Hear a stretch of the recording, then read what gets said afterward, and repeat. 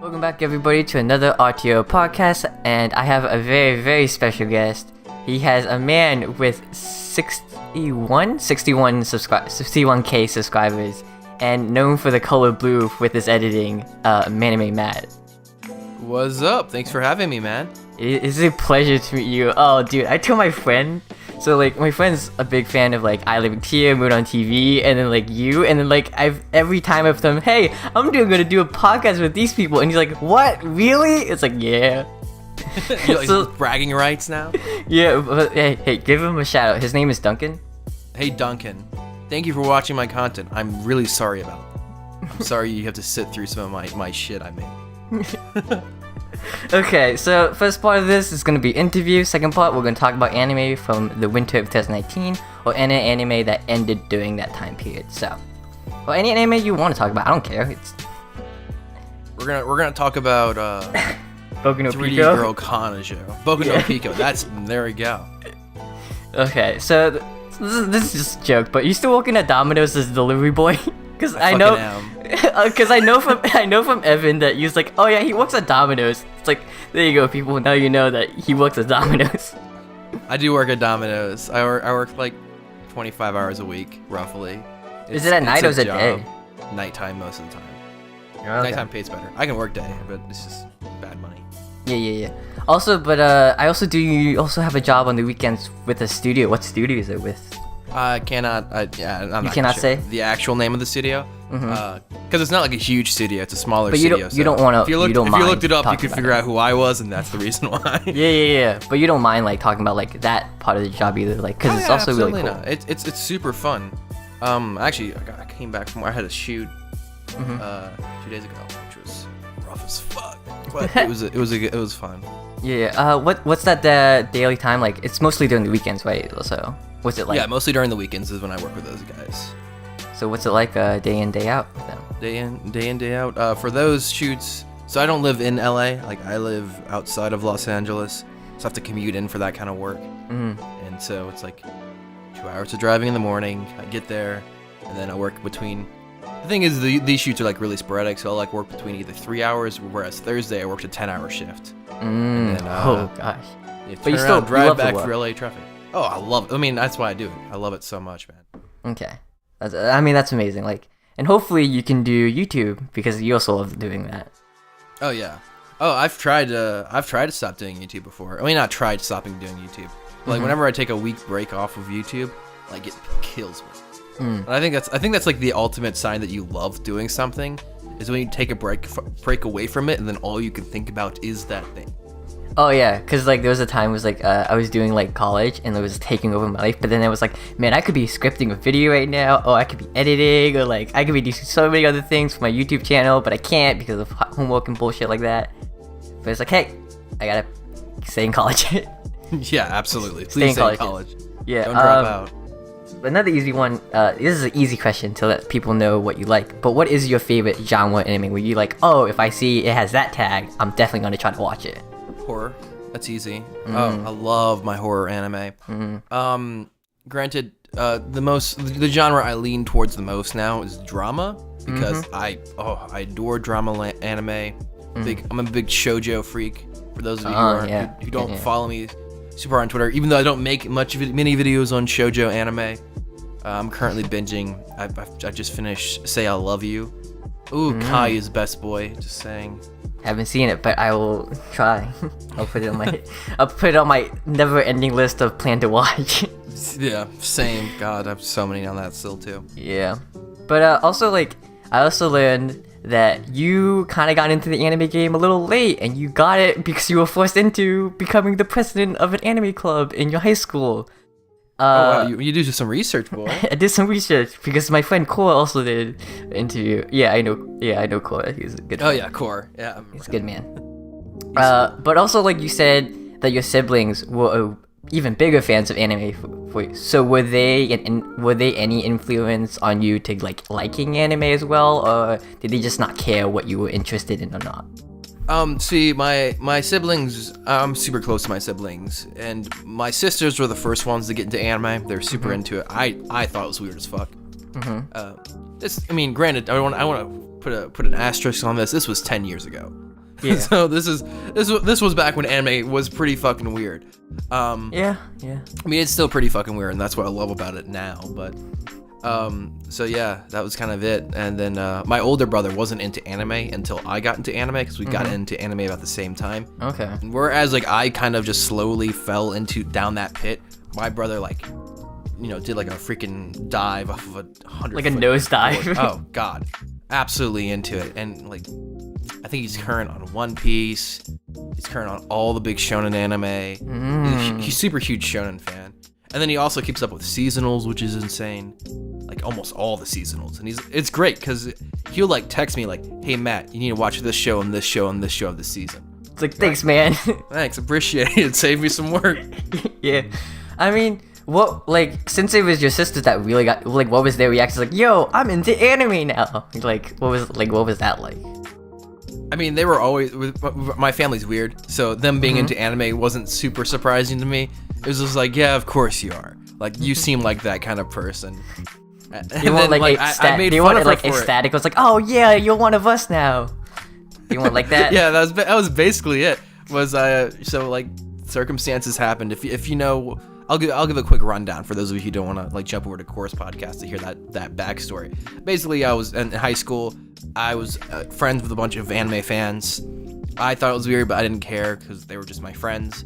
And they wanted to start up an anime club. They failed miserably the first year, and I was trying to get into a nice college then. So I was like, screw it. Like, I need some stuff on my resume. I was like, I'll found the anime club. So I went through all the technical legal loopholes. I had to write up a whole like reason why we want to build the club, submit it to the principal, get members signed on, get a sponsor.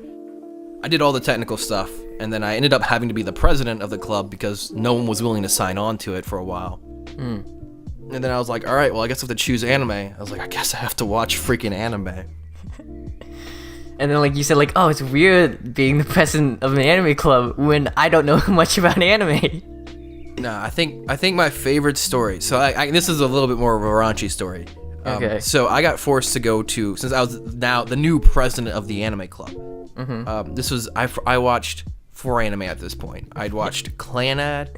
I'd watched the first season of Rosaria plus a Vampire. Okay, good. And then there was 2 other anime. I know the other one. What the other one? Oh yeah, Ouran High School Host Club. Okay. And the other one was like Nightmare Nikki, some really weird niche show. Okay. I thought you meant Mirai Nikki. It was like, no. Yeah, I was trying to watch Mirai Nikki, but I forgot the name, and I found that show instead, and I thought that was what it was. Okay. Totally wrong. But so I go ahead and go to this convention, and there's these girls there who have this sign, and I was like, what does that sign say? And one of my friends just like, oh shit. So we run around like, we need Pocky. Find out, now I know exactly what those words say. It's Will Yuri for Pocky. These 2 girls made out in front of us when we gave them a box of Pocky, and that's when I knew I loved anime. What an amazing thing. With just one sign and a piece of Pocky, you're like, this is amazing. This is my future. This is the one I'm gonna make a living out of doing from now on. You just like inside your mind was like, this is what I'm gonna make my living off of. Were the girls hot at least? Or they were gorgeous. Oh, that's they were awesome. in they were in like these what was it, like Playboy Bunny cosplays. Oh fuck. I was like, oh my god, this is heaven on earth. Oh my god. I've never seen that at a con before. I've only gone to 3 so far, but I mean, there you go. I'm now technically a con veteran. I've been going to cons for 10 years now. Jesus Christ. Yeah, I've only been going for like 2 or 3. But I mean, now since you got into later and you did say like, you were like, I don't know, I'm not like so used to this art style yet, but you started to finally really enjoy it and really love it. What was that experience like when you were like starting to like learn about that? Well, I'd started falling in love with filmmaking at first. So obviously I work in LA on film sets. I'm still in love with filmmaking. And basically I was like, I'm gonna go to college for this filmmaking stuff. And I also was like kind of enjoying, I was getting more and more into anime because I was watching more stuff. And I remember one summer before my senior year, I wanted to do this thing where each week we'd start a new anime. Failed miserably. We didn't end up doing it. I was like, let's try that. So in order to do that, I watch a ton of anime because that's what 32 anime we needed to line up roughly. Yeah. 32 different shows, and I don't know what came over me that summer, but I just binged every show I came across. Like, I still don't remember all the shows I watched. Like, I'll occasionally go on and like find some old like romance or harem anime. I'll start watching, and like something will click. I'm like, I think I've seen this before. That's amazing. I was like, I think it ends like this, and I'll skip to the end. I'm like, yep, shit, I've seen this whole show. Okay. I think I binged an anime a day or something like that. Something That's awesome. Insane. Like, that's during the high school days was like you literally had nothing to do. I was just at my house with my computer. So honestly, that was same. But now that you love like the art style and like you like, you know, appreciate the hard work and what it takes to do that, what does it feel like when someone says like, oh, anime is just for like, it's just a cartoon for kids? Like what does that make you feel like? See, I don't get angry about that. I think it's just people who don't quite understand the genre yet, or just aren't introduced to it properly. I try to explain to everybody that there's an anime for everyone. It's such a diverse genre. Very true. My stepfather and my mother. My mother doesn't really know much about it. She supports me a lot on my anime career, but she doesn't really watch anime. She doesn't know what anime is. So I knew some good shows to show her would be things like Agretzko, or I also brought her in on the original Avatar: The Last Airbender. I know a lot of people are going to debate me that that's not anime, but it's pretty damn close. Yeah. And, you know, same thing with my stepfather. I think I showed him Akira and Redline. Good choices. And he was like, holy crap, this is amazing. I was like, is it for, you know, obviously this isn't for little kids, as like anime is just such a diverse genre that when people say that, it's coming from a side of ignorance, not knowing much about anime, which is fine. You know, I know a lot of people don't know about anime. One of my favorite things about anime is introducing people to anime. Honestly, that's the best feeling, when like you get someone hooked on it or like get someone really excited about something. I think that's one of the better feelings. But are you also saying, like, I think, at least for me, is that the best way to introduce someone to anime that is, don't show them shonen, because like that's in a sense like that's what they're expecting. Show them something like, show them a drama series where like it's about the stories, it's about the characters, it's about maybe the cinematography as well, like something that they didn't expect from. Is that what you're trying to like for first? I think the thing is you got to read the person. Each person has a different taste. Like if I'd shown my stepfather Agretzko, he would have been like, what the fuck is this bullshit?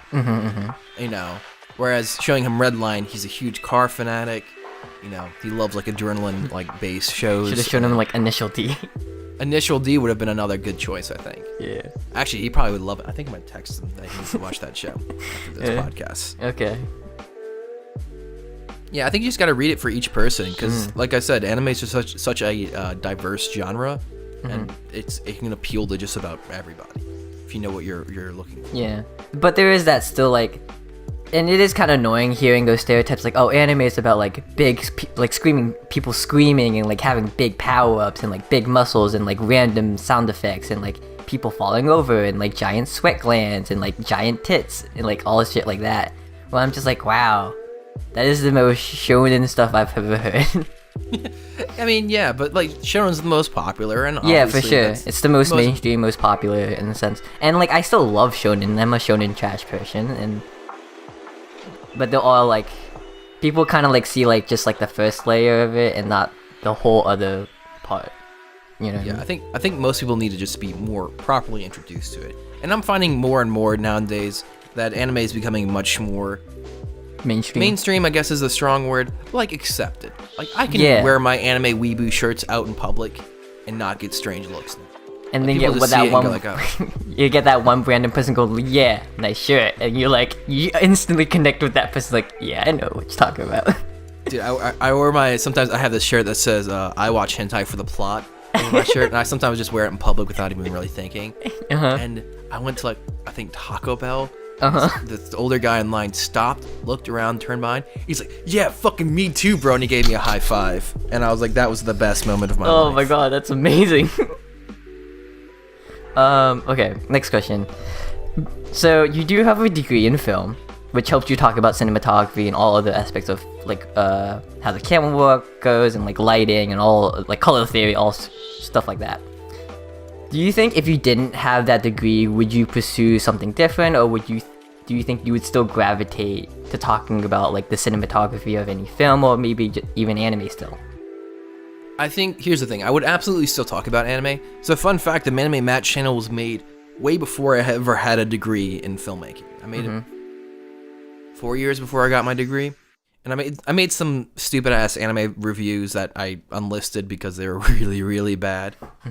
So I would absolutely still be making videos about anime.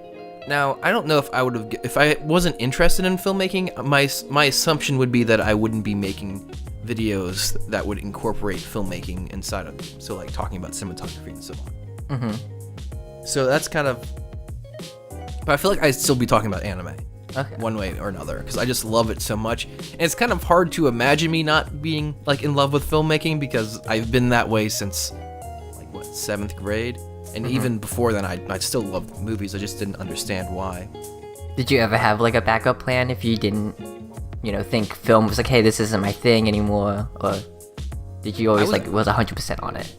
I was actually gonna look into going into mechanical engineering. I know, that's most people don't have Two mechanical totally different engineering things. as their backup plan. Yeah, I was like on my high school robotics team. Oh, that's dope. I had pretty good grades, and I was surprisingly good at physics. So I was like, I think that's where I would have gone. I hated physics. I barely passed that class in the college. See, I love physics. See, my thing was I didn't understand math truly until I went to physics. And then it just, for some reason, it just all clicked for me. I was like, oh shit, okay. Now I understand why we're solving for triangles. It's for force. Yeah, that's a long debate. I almost went into mechanical engineering, but I was like, I'm gonna try filmmaking first, and if I hate this, the college I was at had a good mechanical engineering program. Okay. I was gonna transfer into that. But I love filmmaking, and I never transferred out, and that ended up being my degree I got. Very interesting. But do you, with your film degree, I know you also want to talk about other things other than just anime. Do you plan on making videos maybe like on a different channel where you talk about like actual films and like TV shows as well? Or are you gonna stick with anime for a while, or do you want to change it up? I think I want to stick with anime because here's my long pipe dream home. So I do work out in LA. I'm not like well known or anything out in the city. I'm a fucking nobody. But the hope is that I am gonna eventually climb my way up the ladder and then try to like actually start getting some films made. And my dream is to make proper anime adaptations to film. That's the whole idea behind the channel. So like good, real adaptations, real life films of anime. Yeah, because as someone who watches as much anime as I do, and who's also as involved in the film industry as I am, I feel like I'm not there yet, but I feel like I will eventually be qualified enough to be able to make the decisions on what kind of anime would make a good real life adaptation, and then also being able to execute that without making it really, really cringy. Well, so with real life adaptations of, animes to film, first of all, I think you shouldn't do anything where when something that's almost impossible to do without CGI, I don't think they should do something like that. Because in the sense of let's take most of the animes that have been, turned into real life, where it's Dragon Ball, Death Note, Fullmetal Alchemist, Mob Psycho. All these shows, they needed animation to do what they did. You know what I mean? Where it's if it was a slice of life series or a drama based series, it's a lot better. It's you're already starting with a better foundation of you can get a good cast, you can get a good actor, you can get a good scriptwriter. But with something like Dragon Ball Z or something Fullmetal Alchemist, they needed to do. There was things it only could have been done in animation, and I think that's why anime is so great. It's there is some especially voice acting and the facial features people do to match that voice. it's so incredible. It's like that fits perfectly the way it's drawn. But if you saw someone trying to do that in real life, it just doesn't. It wouldn't have that same impact, in my opinion. I think a good example of a show that I think would make a great adaptation is something like Hyoka. Hyoka has fantastic cinematography, fantastic direction, but it also uses its animation art style to its advantage. And I would love to see how you could transform that, if you could translate that part of Hyoka from anime to real life. Because I think the cinematography is absolutely one thing. Like, I have a whole video that I took the loss on because I knew it was going to do well, but I just love Hyoka so much that I made just breaking down one of the scenes and how cleverly it's built. And it's like a nothing scene. It's not even an important scene in the show. It's just like a one-off scene that just happens randomly.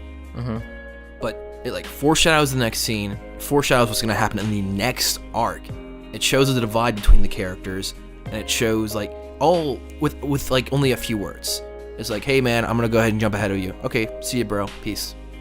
And it's so like, if you just in the wrong hands, you could ruin a scene like that. But it was handled with such care and thought. And every scene in Hyoka is like this. It's just, I'm sorry, I'm just fanboying over Hyoka. No, it's totally okay. That also reminds you of like the brilliance, and you've made a video about this, but the brilliance of like Tsukiya Kure, how like they made intense tension just from silence. Like you can just absolutely. You can just feel it, and it's like, and like you can relive that in your own memory. It's like, oh, I've had moments with that with a girl, you know. And like, it's sure. Like it's amazing.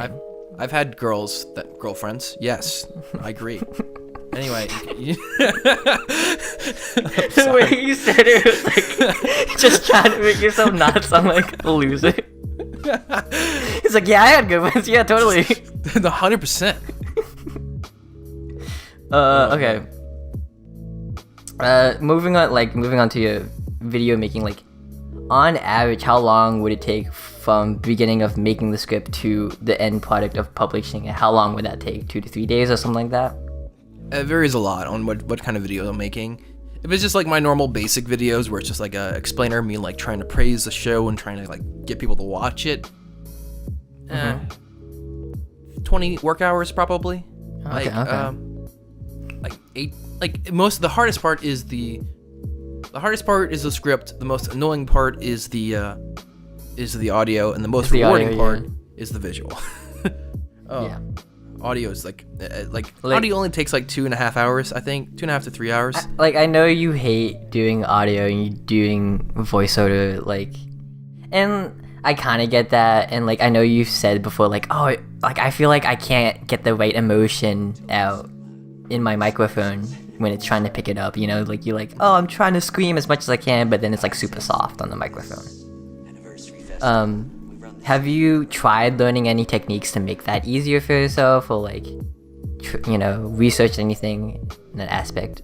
Yeah, actually, I sat down with a professional voice actor at Anime LA just this last Oh, week. sweet. And the two of us just talked it out. I was like, hey, I know this is kind of in a different realm.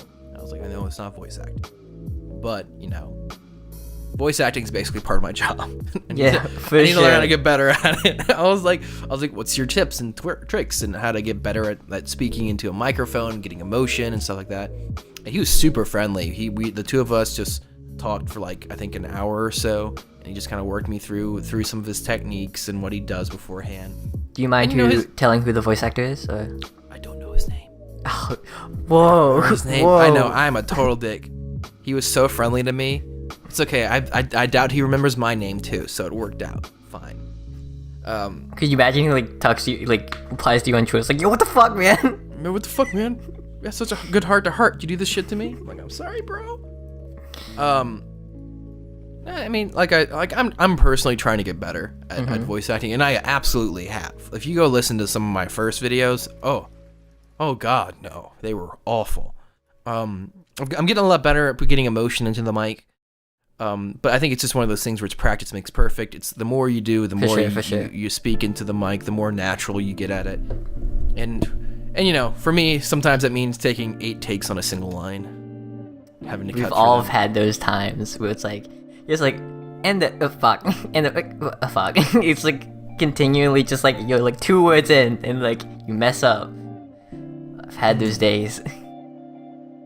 I mean, also another thing like audio based wise is like the importance of like getting the right music. For you do the lo-fi hip hop type of music, and like that does work in most scenarios. But I feel like you could really improve your videos if you try to get like really good music scores to help out. At least for me, I try to find the actual OST of the actual show I'm reviewing, so I can pick out the correct songs and pick out the correct emotions. Have you ever thought about doing that, or do you want to stay with the lo-fi type of music? Well, here's the thing. So I like the lo-fi music because it has a much more heavy focus on what I'm talking about. It's just there to fill in the gaps for me. That's why I do lo-fi music on a lot of my videos. But on the more important videos, I think, the more powerful videos, I do make soundtracks for those. I think my best example of this was what Isekai almost was. I spent maybe 2 hours building that little soundtrack underneath the video, and it came out. I personally think it's one of my best videos I've made in a really long time. I think good sound work is definitely one of the most important parts to making good videos, but I'm gonna be honest with you, man, that's gonna add, I'm not good at it. Like, it's gonna add, if I have to do something like that, it's gonna add 3 to 5 hours to each of my videos, which is a lot. And so as of right now, unless I feel like it's like a major talking point of what I'm doing, or it's a super important video and I really want to get some emotions across to my audience, and I'm not just teaching you something, I think lo-fi hip-hop is a good way to fill in the gaps, so it keeps people interested in listening to what I'm saying. Whereas like videos where I'm trying to really get emotions across, like my Excel World video, I think that's when it's good to do soundtracks, where it's like you can feel the emotions coming out. Okay. Have you also thought about doing more collaborations? Because I know you've done a collaboration with Evan and a couple other YouTubers as well. Have you thought about doing like not just like an actual like collab, but like maybe like a more fun one in that idea, or like maybe something a little bit more serious? Like, have you thought about having plans for that as well? Yeah, absolutely. I'm super bad about that. I need to go around and ask some friends. I actually even organized a collab with a good friend of mine a few months back. And the idea we were gonna wait till roughly pretty soon to do it, but it's just like the thing about collabs is you need to go ask for them. And I'm just so lazy. I keep forgetting to ask. It's not even like I'm nervous about it. Like, I know who I want to ask and how I'm gonna ask, and then it's just like, oh yeah, well, I'll do it tomorrow. Yeah, that's always the right line to say. I know you've been inspired by I can't remember the YouTuber's name. It's Nerd Geek for making videos. Like, who are other inspirations for making videos now? Like, also like inspiration of like having ideas. Like, do you have any in mind like instantly? Oh, you mean like creators I look up to? Yeah. Okay. So like Jeff from Mother's Basement, who's also a good friend of mine. I look up to him immensely. I think he's one of the most. Here's the thing. So I think there's like 2 types of creators. There's creators. I mean, this is gonna sound really shallow. Obviously, this is a very gray spectrum. There's creators who work for it, and there's creators who got lucky. And Jeff is absolutely one of those creators who has busted every nut he had in his life into making his channel as amazing as it is. He's definitely a hard worker. I've seen it. It's amazing. Oh, that dude just does not sleep. Especially that bullshit with like that Puerto Rican YouTuber. Oh my god, I got so pissed when I heard about that. I was like, holy fuck. Yeah, but Jeff busts his ass so much. He makes every YouTuber I know look like they're lazy and slow and don't work really hard on their videos. And I think that's something I aspire to. I love the thought of just like busting my ass and making some incredible videos constantly. You know, so I always look up to him for like inspiration. And his videos are like 20 fucking minutes long. Oh yeah. Like 3 times a week. Mine are 7 minutes. Yeah. Once a week. I got people like Otaku Versus. I think he's, one of the most talented creators on YouTube. He is just absolutely the gorgeous scenes he creates in his videos are just on another level. I think on anime YouTube, like, I think the only person who even comes close to him is Baka Oppai. And Baka Oppai just works for Garrett now, for Giguk. Yeah. And that's about it. And then who else is there? I look up to Mudan TV. You know, he's a good friend of mine. Joseph and I get along really well. But you know, his quality is so amazing. He's always working hard. And I know technically he's a smaller channel than me, but it doesn't change the fact I look up to the kind of content he creates. His content's so freeing. Yeah. He's a great man. Like he was on, I believe it was on the last time he was on this podcast with me.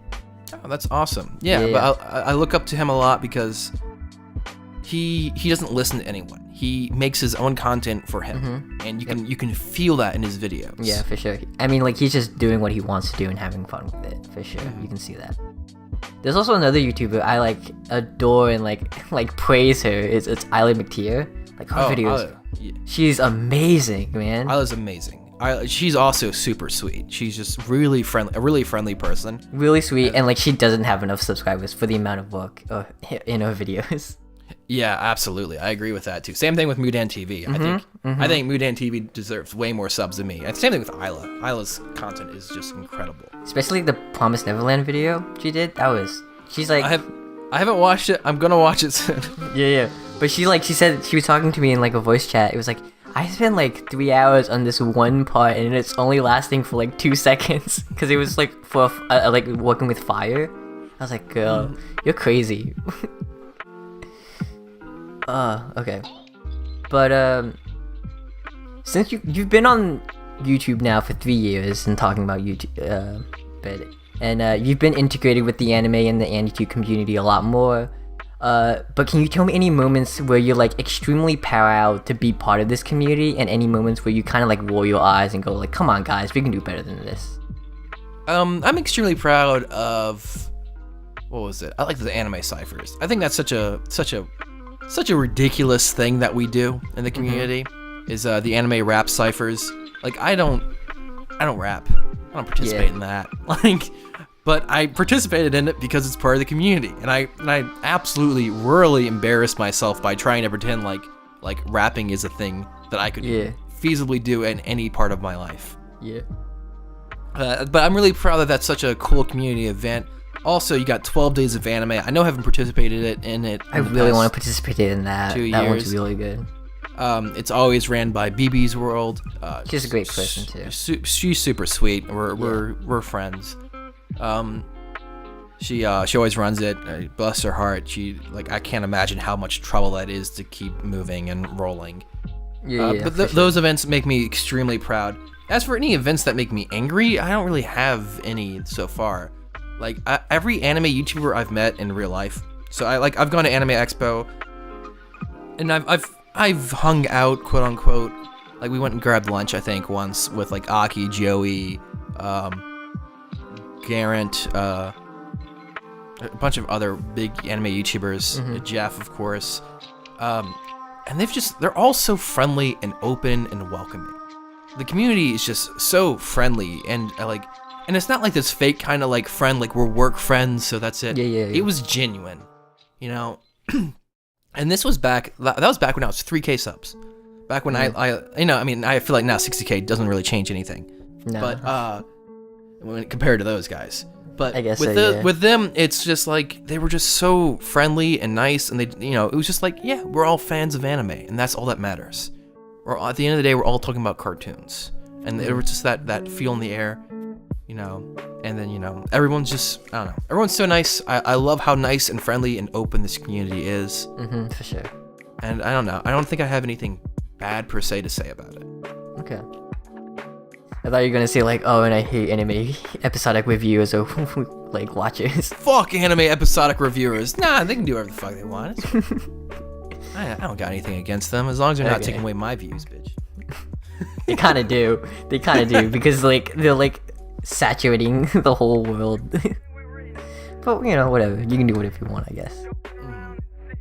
Now you do make a video every week, and when did you decide to like make a schedule like that, and then how did you figure out how to balance it out with your work? I don't know, can I come back to that one? No, I'm just kidding.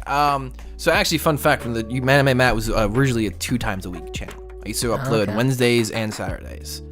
But back then my videos were average 3 to 4 minutes long. Okay, never mind. So I was like, it was interesting. I was still learning back then on how to create videos properly and so on. For sure. And I think it was after when I was getting about a year in to creating content, and I was like, I think I want to switch to once a week because I feel like I can make a longer, higher quality videos, and it'll just be less stressful. Because that was the thing, it was super intense to pump out a video in 3 days, and then like you don't even get that day of rest. It's just like, all right, you gotta get back on it, because if you don't, you're just gonna miss this week's upload. Whereas, so now that I'm down to a week, I've been down to a week for 2 years now, roughly. It's rough to balance out sometimes. It's really difficult, and I don't know. I just kind of take pride in always uploading unless I specifically give a heads up, like a week in advance, saying, hey, this week we won't be having a video. Just because I want to take a week off, or I know I have a super huge thing that's coming up. And I think so far I've missed 2 weeks so far. I mean, you've been doing great. Like, it's you're consistent and all that type of stuff.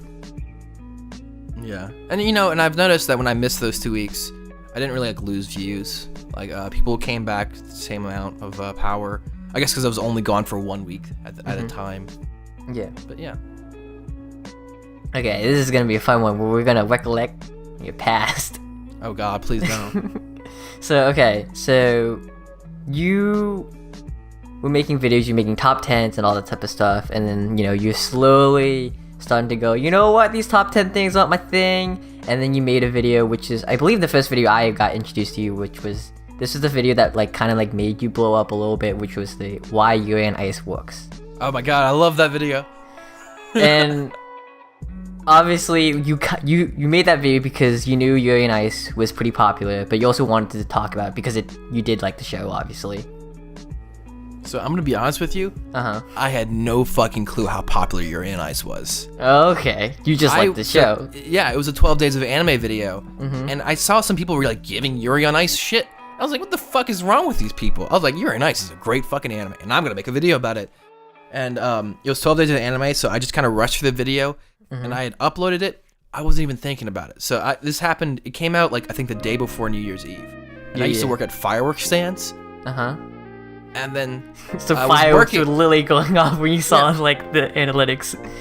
No, so I was sitting there and I was channel was at 250 subs when I went in to work that day. And then I was sitting there. Oh yeah, I see this video. It's 250 subs. Thanks, guys. 288 views. Oh, that's good stuff. No, but I get a text. I get not a text. I'm working with my friend. He's like, "Oh, congrats, by the way." I was like, "What?" He's like, "You hit 1K subs." I was like, "What?" I'm like, "No, I didn't. I'm at 250. What the fuck are you talking about?" He's like, "No, you just hit 1K." I'm like, "No, I didn't." And I check my phone, and I just have 45 notifications on my phone. Oh, that's fucking awesome. And I'm like, "Whoa, what?" And I check, and the video's at 30,000 views, and then I had just hit 100. I just hit 1,000 subs, and I was like, "What the fuck?" Oh my God, I was in love. That was almost magical, how that came about. I thought about making more videos on Yuri on Ice, but I figured I wouldn't milk it because I was a good boy. Yeah, you didn't milk it. What about My Hero Academia? We can get to that in a bit if you want to. Actually, yeah. I'm okay talking about that. So okay, you've made these blank anime works types of videos, but you haven't made one in a really long time. Do you think about making one of those types of videos again or no? Yeah, well, it used to be a series I did, but I think I accidentally kind of burnt myself because I made it too formulaic. Because I was like, why, what, and when, or what was it? I forgot the 3 W's. It was why, and then you talked about cinematography, voice acting, animation, and all sorts of other things like that. You were like, this is what I'm gonna talk about of the show, and I feel like you can break that kind of template now if you try to bring it back. I might one of these days. I have nothing against that series. It's just it feels like it's almost a review, sort of. And I don't know. Lately, I've been much more of a fan of focusing on one single aspect of a show that I love a lot. Yeah, that's a big thing that's been happening around the AniTube type of community. It's instead of doing a review or a whole review on an anime, they kind of take one specific kind of aspect of the show and kind of like delve more into it and try to expand it. Do you like how that's going, or do you think that, oh yeah, reviews were great back then, or do you think like this is a better change? I don't know if better change is a strong word. I think the thing is that it's an interesting change. I personally love delving into stuff because I like overthinking things and overanalyzing crap and trying to really pull meaning out of as much as possible. And I think the trend is going that way because it's easier to not be called a copycat by doing that, I guess. Because the chances of you and some other person making the exact same video on the exact same topic are actually becoming increasingly rare. Yeah. If you do something like that. Whereas if you do like just a review on Attack on Titan or just a review on my slime, people are gonna be like, oh, you stole that from Arcata, or all this Yeah. stuff. Okay. So I want to talk about the evolution of your thumbnails, because it's very like, let's go all the way back. Oh my god, Jesus, what were my old thumbnails like? Like the first one is an AMV one.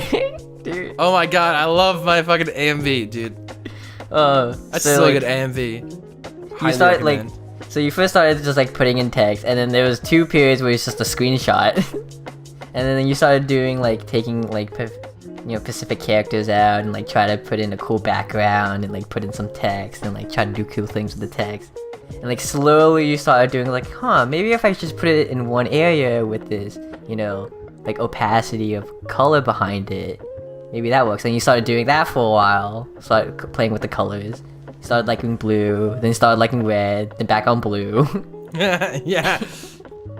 And then sooner or later you started doing, the whole background's blue, and like you have that, blue box that has low opacity and all that stuff. Like, why did you decide to have like a more simpler template for a YouTube kind of like thumbnail? Well, because the thing is that it's a thumbnail. So like I had been experimenting with thumbnails a lot over the past 3 years. And I think I finally found my groove. I've stuck with this thumbnail style for the past, I don't know, 30, 45 videos, maybe even 50 plus. Yeah. It removes the distractions and it brings up front what I'm talking about. And it's also extremely distinctive. I think most people see that thumbnail, and if they know who I am, they know that video is made by me. Like, I don't think many other people like do the blue background with the small gradient over it, with the title and another blue box, and then a character with blue outlines. It's blue on top of blue on top of blue. Why blue? And is that just your favorite color? Or did you know that? No, it looks popped. clean. Yeah, it popped. It when you're like looking at it from other things, other thumbnails, it sticks out the most to me. I tried red, but red was like too intense. It almost hurt your eyes to look at back then. And I think blue was like, okay, so it's clean, it's this cool feel. My videos, like I use lo-fi hip hop in my videos. They're like generally pretty chill, and we just talk about like filmmaking or a specific aspect. I think that's why that blue was a good decision on that one. Because it's really favorite interesting. color is purple. Go ahead. Okay. I read like a thing was like, it was like, what's the percentage of people's favorite colors? And I saw like it was like 60% was like blue, and like all the others were like so much lower. So like I thought you knew about that article. It was like, that's why you chose blue, because a lot of people love blue. That's it, man. I was playing the mind games the whole time. Resident genius walking through here. There you go. Okay, the last thing I want to talk about your channel is, and you also wanted to talk about it because the amount of My Hero videos you have done. There's gonna be more too, man. I'm just warning you guys. Dude, I mean, there's definitely gonna be more, especially with season 3 coming out, and 4, obviously, boy. oh, so probably 4. And I've already read the manga, so I know what happens. But you're definitely like, if you didn't love Mirio when he was first introduced, you're just gonna like instantly fall in love with the boy doing the arc. I love him already, and I've heard that he's amazing. Oh yeah, he like has like the best moments. It's awesome. But why did you want to make so many videos about My Hero Academia? Do you just love the show that much, or do you see like how popular it was, or was it a combination of both, something like that? It's because I fucking love My Hero Academia. Like, I mean, that's Okay. a lot of people are like, oh, you're just milking it for the views. And look, you know, the views are nice. I'm not complaining about them. I definitely got a lot of views for my Hero Academia videos. But at the same time, dude, I love the show. Like, I genuinely think it's currently. See, now I watch Yu Yu Hakusho, so it's up in the air. But I think for 50 episodes, which is what we're at roughly right now, it's my favorite. It's my favorite shonen, just in general. And it's so much fun to talk about because there's just so much there to talk about. You mean like the theory where Dabi is Todoroki's brother? Oh my god, I didn't make a Dabi as Todoroki's brother theory video at the very least. Oh, dude, at least you didn't do that, because that's like, there's like a million of those.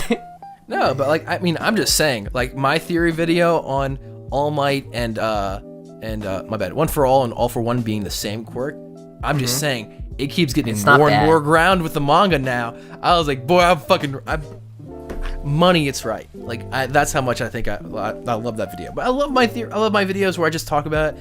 I theory craft what I think is going to come up next, because I love the show just that much. And I love the characters. That's why most of my perfect character design videos are on the characters themselves. I'm an idiot, but it's still whatever. I should have named my Shigaraki video the perfect character design of Shigaraki. I named it Shigaraki the ultimate villain, but that's beside the point. It's basically, it is just literally a perfect character design video of Shigaraki. Okay. But, you know, that's one of my favorite parts to talk about is shows with really good characters. And to find, I want to call it a long-running shonen, but a show that is big like My Hero Academia, that has a lot of episodes and a lot of content where I can talk about each of the characters and just really explore how they develop and how they change. I mean, it's something I really want to talk about because it's so good to see supporting characters get this much time on screen. To see a character like Bakugo, who's this generic, mean, gonna be an evil character, turn good, you know? There's all these sorts of small things that I just love to talk about that My Hero Academia keeps doing, and so I make multiple videos on it. I mean, all great points, and like, I'm not, like, I wasn't the one who was like, oh man, why is he doing this? I was kind of like, there was just like a lot of people saying like, oh man, he's like really milking this. And it's like, you know what, like, just let him talk about whatever fucking want to talk about. Yeah, I mean, like I said, I hear from it, you know, I hear shit from literally any video I make, so it's, I'm used to like dusting it off and be like, okay, like, all right, whatever. I learned, you gotta learn, when you're a creator, you gotta learn to like, laugh at hate comments. Not laugh at hate comments, but like learn to not listen to the vocal minority. Yeah. You know, a lot of people like will shit on you and talk shit. And honestly, like now that I get so many like mean and like bad comments, it's funny. At a certain point, you just get completely numb to them to the point where you just like read over them and go, okay. Okay. Yeah. Kind of. Yeah. But yeah. Well, that's all I want to talk about with you. So we're gonna take a little break. Maybe go take a bathroom break. Maybe rehydrate, get some more water, and we're gonna talk about the winter season and some more anime. So I will come back to you in a little bit.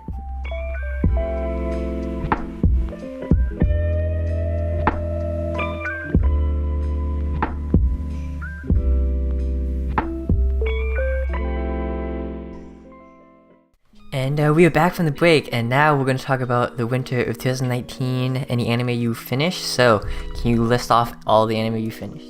All the anime I finished? I gotta actually pull that up real quick. I think I have. Yeah, that's what I'm doing right now. Here it is. Winter anime 2019. Yeah. So I will finish. Shield Hero technically finished. Not finished, but like current. We're watching it. Yeah. We're both watching it. Promised Neverland, Mob Psycho 2, Dororo. Domestic Girlfriend, my roommate's a cat, 3D Girl Kanjo season 2, and then that's gonna be it from your boy. Okay. So let's start with the one that a lot of people have been loving. The main characters. My roommate is a cat. Oh, I'm so glad you chose that one. Oh, I cried like a little bitch during that show. Dude, there's that one moment where it's like he's he's like recollecting on his family and like how like he opens up like the photo book and it's like all the places like oh not like he would love to like his mom's like writing notes like oh he would love to go here and here. That killed me. Oh my god. I was on the floor. I was like, no, don't stop this, please. Also, like, it was so... I kind of love the fact that they gave so much more character to a cat. You know, I'm not a big cat person. I prefer dogs, and I really love that dog in the show. The dog was amazing. But it's really great giving that, like, characterization to a cat, because, like, it kind of, like...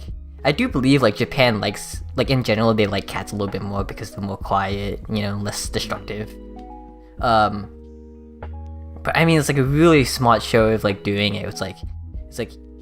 And like you said, it's like they did a great way of like redoing the same story, but because it's in a different perspective and we're getting a different type of like viewpoint and like all these other aspects. Lesson. Yeah, it's a different lesson. And like I do have to say, during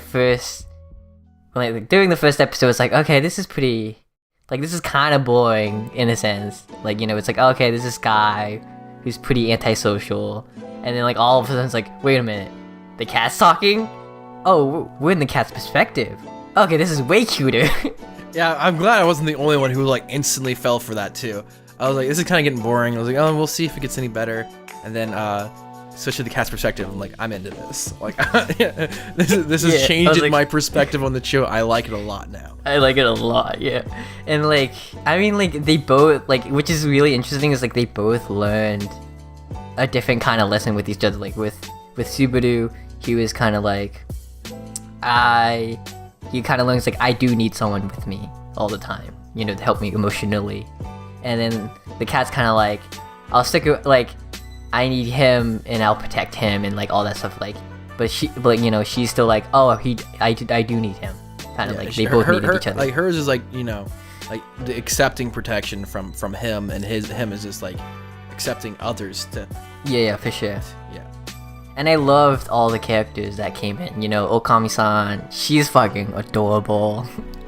Oh my god, I hope him and that girl get together so bad. Okay, dude, I kind of want more like interaction with Haru and his sister and his brother and her little brother, because that was so cute. That was adorable. I do love it that she named both the cats after numbers 6 and 7. And then, like, I think her name's very close to, like... Her name's Nana, I think. So 9, I guess, maybe? Yeah. No, Nana's 7. And then, like... It's 8 and 6. So it's, like, Roku and Hachi. Okay. That's what it was. So there's 6, 7, and 6, 7, 8. But the brother's not a number, so that totally ruins it. Oh, man. I do love the... It's just like it was amazing seeing him grow so much more as a person. Because like when you first see him, he's like, I want to die talking to people and all that type of stuff. He was miserable. He was also an asshole. I don't know if you remember that part. Yeah, He's just kind of a dick to everybody. In a sense, like, yes. And then the more he opened up, the more he like stopped being that way. Ugh, such a good show. Oh yeah. No, I honestly... called this show, by the way. I just want to say that when I was doing my at the beginning of the year. I did like a thing where I went through and I was like looking at shows. I was like, I'm gonna give this show a try. I was like, I think it could be really good. I fucking nailed it on the head, bro. I think who's your favorite character? Is it Haru or is it someone else? It's hard. Ooh. You know what? I gotta give it to Kawase. Honestly, hell yeah, dude. I was gonna say Kawase is like fucking awesome. He's the most adorable guy. I know. It's like, Haru-chan.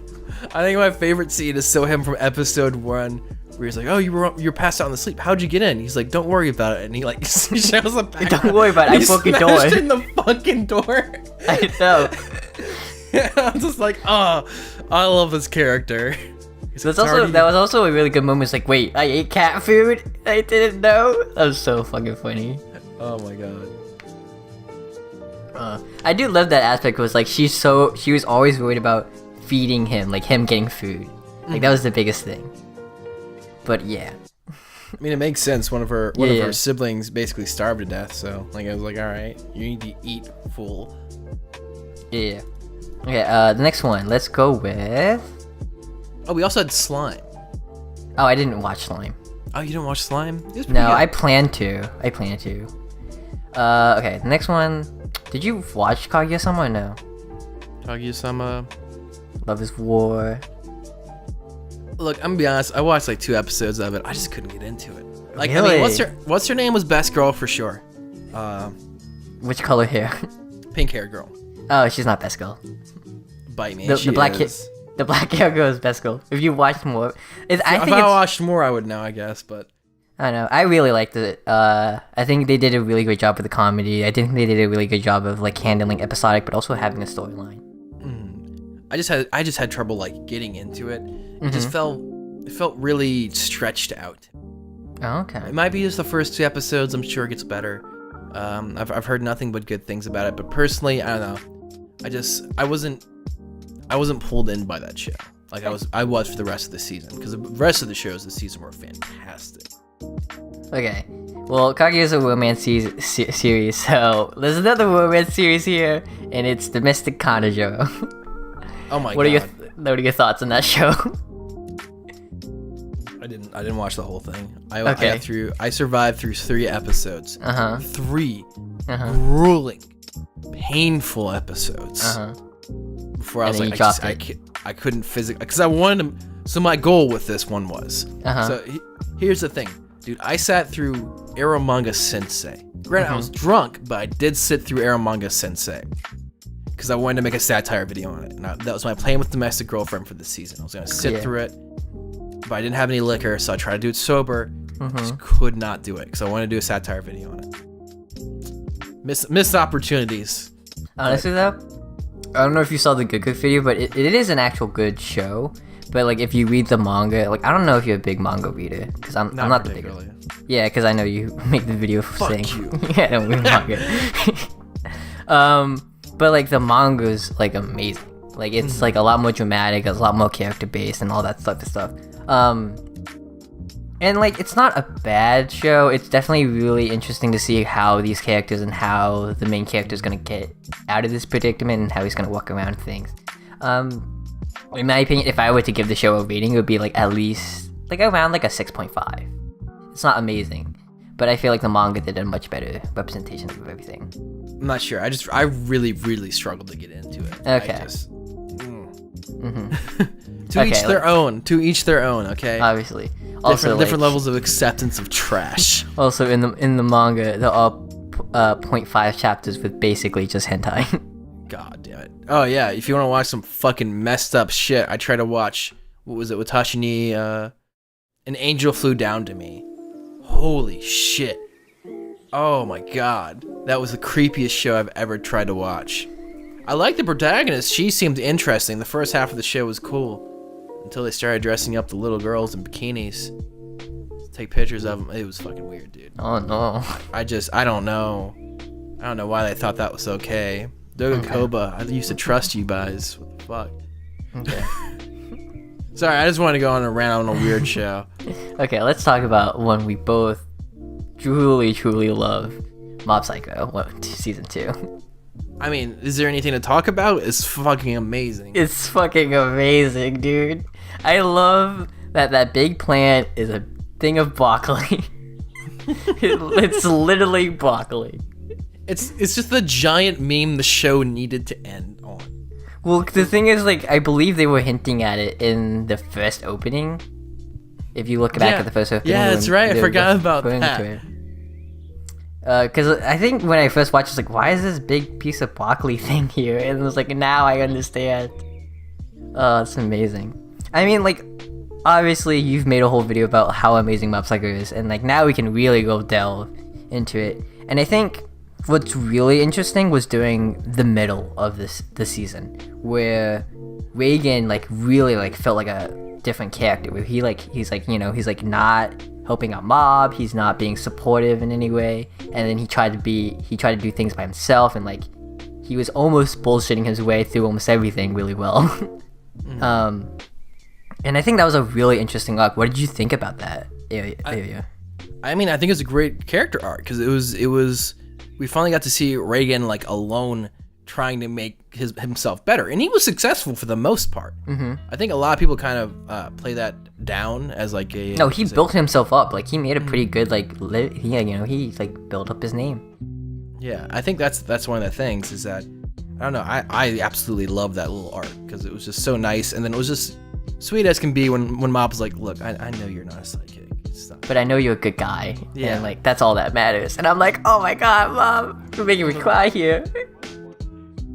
It was so fucking good. It was so good. And then I'm really hoping there's a third season because there is a lot more to.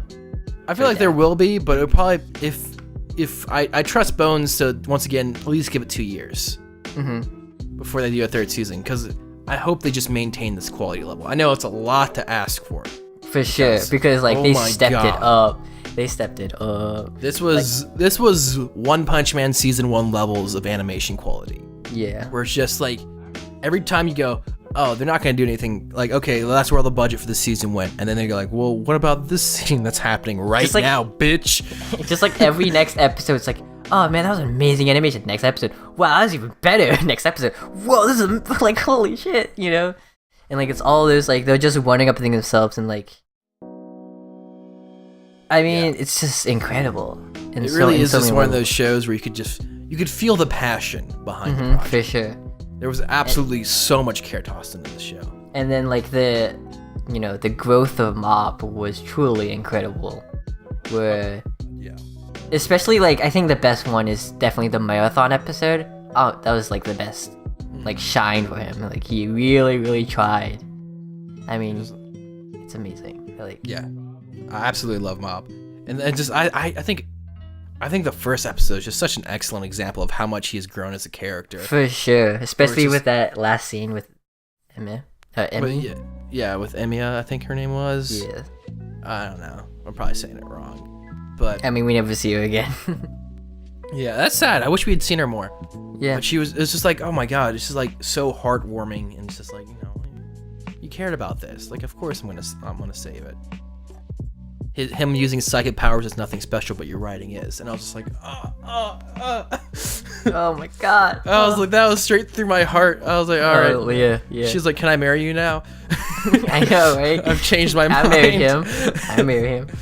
But there's also like, when he was reliving a life without psychic powers, and during that moment where obviously he had some help, but because he, like, that was the lesson. Because he had people to rely on, that's why he made it through.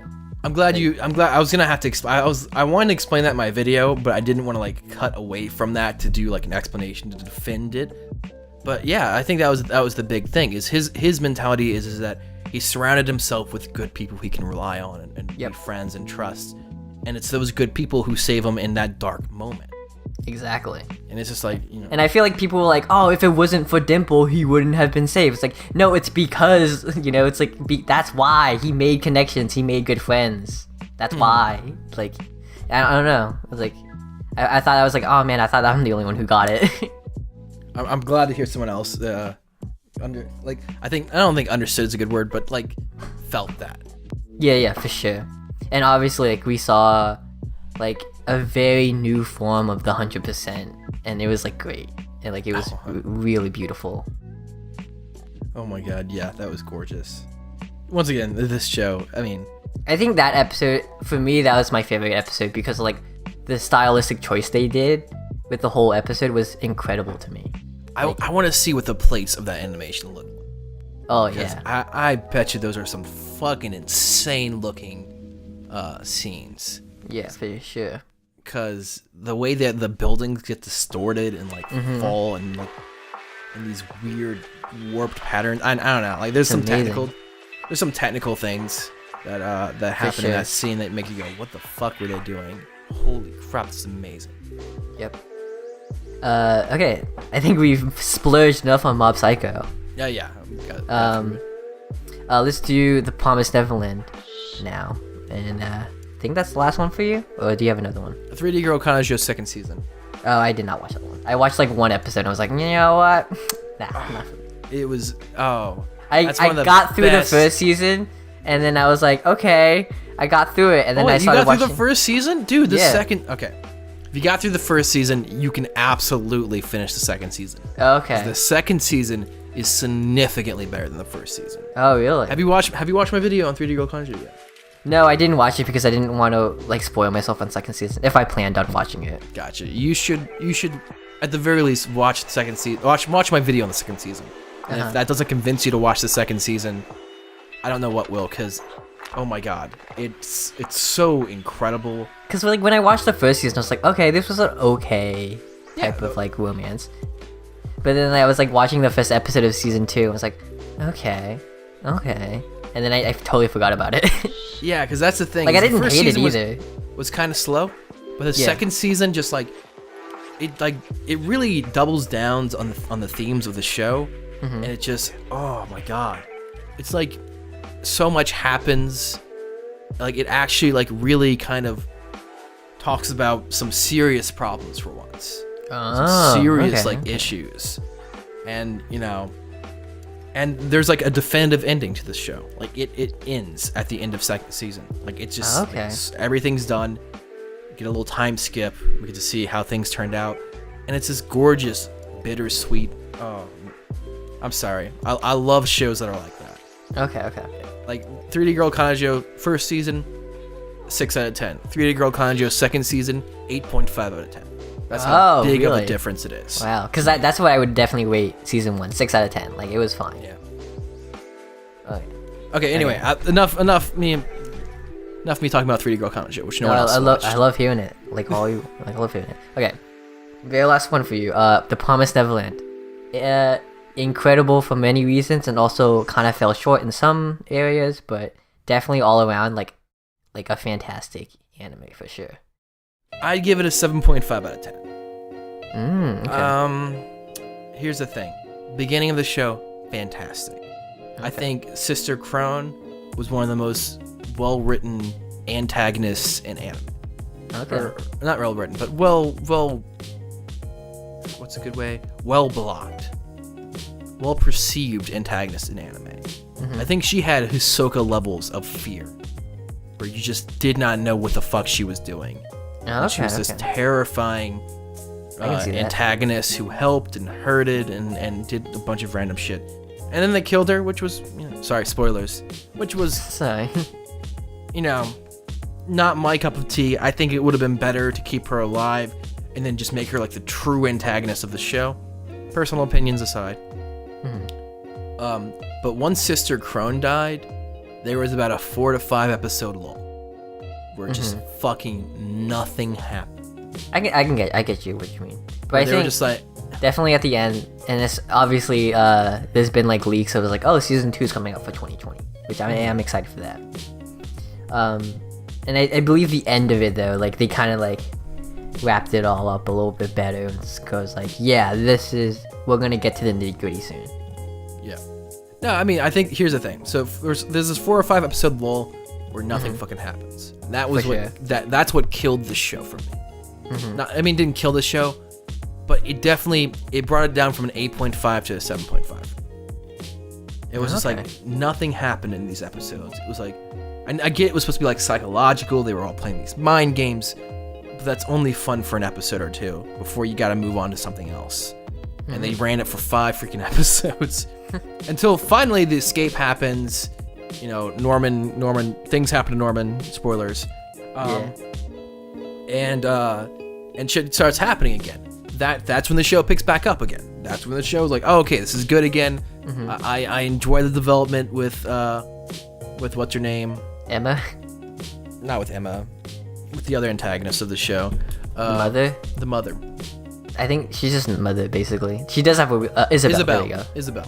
With Isabel. There you go. I think Isabel was once again another very terrifying villain that they had a lot of opportunities with.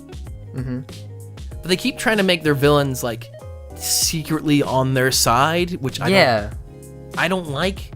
But it kind of makes sense, because they know what's going to happen to these children, and they all feel for it. Like, I don't think any of them are emotionless. Like, they were trying to train them to be emotionless, but I feel like deep down inside, still there's still that, you know, they were that kid who were having fun with their families, you know, and all that type of stuff. Here's the thing. For me, it would have either, I would have liked them to have either Crone or Isabel just like in that last scene just go like, you motherfuckers, or like, I'm gonna fucking kill you when I find you.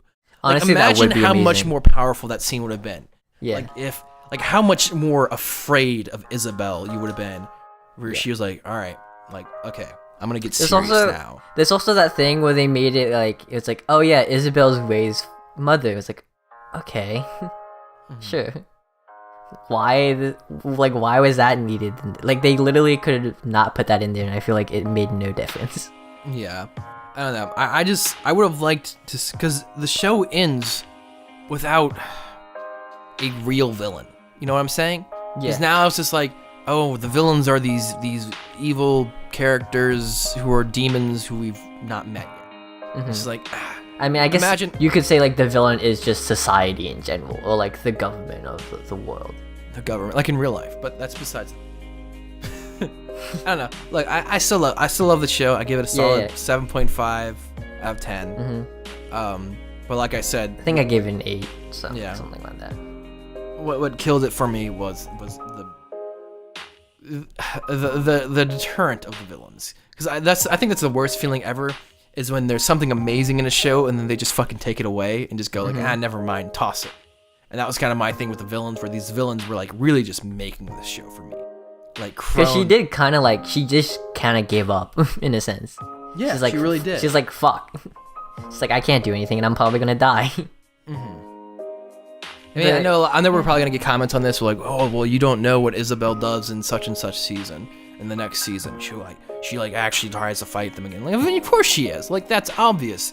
But now we know secretly deep down that she does care for the children, and that kind of takes a lot of the eeriness, the mystery. Yeah. You know, I would have just liked Isabel to be this absolute fucking psychopath. It's just like, oh yeah, no, I'll fucking kill you. That was the more Sister Krone type of thing, though, like an actual psychopath, and then she was stopped. That's why I like Sister Krone better, but that's besides the point. Yeah.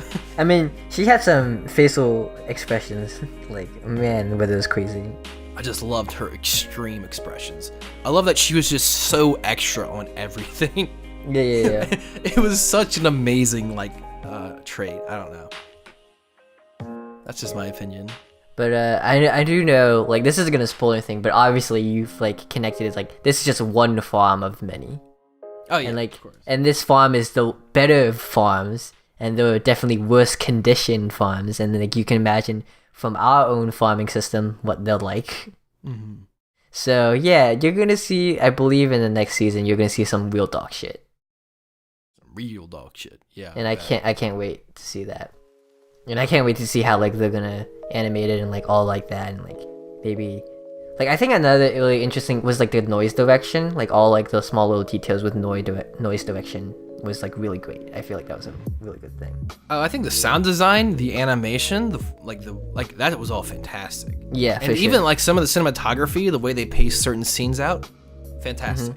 Yeah, there was also like certain scenes where it was like the camera was like way far back and it was like behind something or like behind a window, so it seems like it's something like supposed to be secret or someone's like spying on them, like type of mood. So like that was really cool too. Well, there was also the scene, I think one of my favorite scenes with Sister Krone when she's like fucking chasing him in the forest. Getting all these wide shots as like Emma's hiding, and then you just hear her voice like if you're like have your headphones and like just one headphone. He's like, I found you.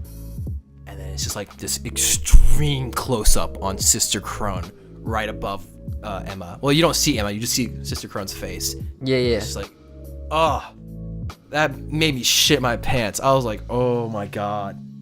That was just excellent sound design, screen direction, and just cinematography in general. Now, there are some things that like the anime kind of like, the only thing like I know that's really big was the art in detail from the manga to the anime. Because I get it, there's a budget, they can't go all out on the art, but I mean, when I saw like the backgrounds and like the amount of detail and like, you know, in certain things, they were crazy amazing to look at, and I kind of wish some of that kind of like went into the anime, Hopefully they try to do that a little bit more in season 2, but I don't think they're gonna change too much because they were like, well, this anime was pretty well received, so I don't think we need to change too much. But hopefully they do.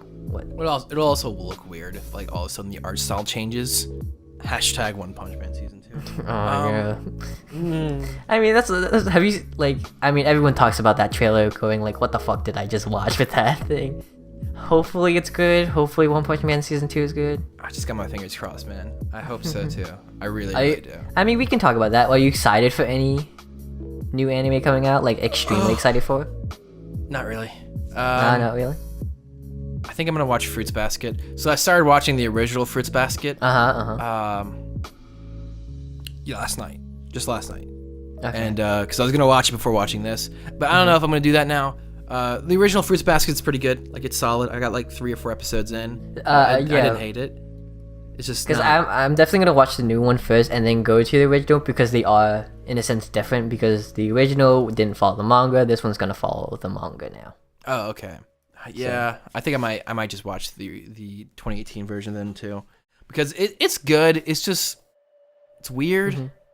Like it's really upbeat and happy over super depressing topics. It's just okay. It just feels awkward. It's just like it's not like pulling a what's the name of that anime by July Shaft. and April. Yeah, it's not in April. March Comes Like a Lion. March Comes in Like a Lion. There you go. Where it's just like it's happy and upbeat only so you can contrast it with the super dark, depressing scenes. Yeah. It's not like that. It's just all upbeat and happy. It's like, dude, your mother died.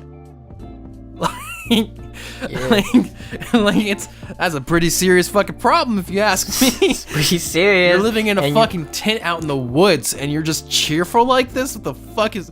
Do you murder people on the side? Is that what you do for fun? Oh my god, that sounds super interesting.